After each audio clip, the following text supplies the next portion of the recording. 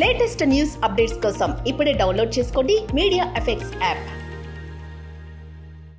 Welcome to media effects. Rajamouli తీసిన RRR cinema మీద ఎన్ని రకాల చర్చలు జరిగాయో అందరికీ తెలిసిందే. నార్త్లో ఈ మూవీకి మంచి పేరు వచ్చింది. వరల్డ్ వైడ్గా ఎన్నో అంతర్జాతీయ వేదికలపై RRRను మెచ్చుకున్నారు. ఇక తెలుగులో మాత్రం ఈ సినిమాకు అంత గొప్ప పేరు అయితే రాలేదు. పైగా ఈ మూవీలోని ఎన్టీఆర్, రామ్ చరణ్ పాత్రలపై చర్చలు జరిగాయి.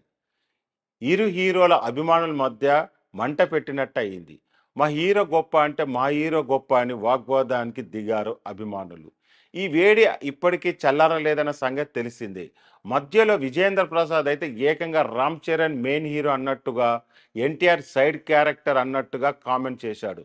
ఆ టైంలో విజేంద్ర ప్రసాద్ సైతం అభిమానులు ట్రోల్ చేశారు.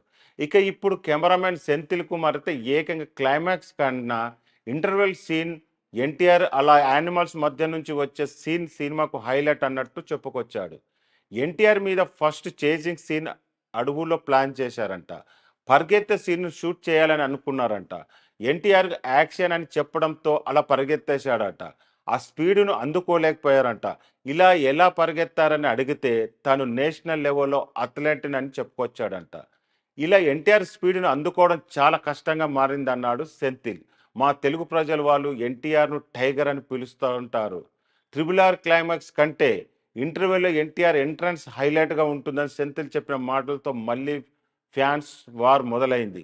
రామ్ చరణ్, ఎన్టీఆర్ అభిమానుల మధ్య మళ్ళీ వాగ్వాదం మొదలైంది.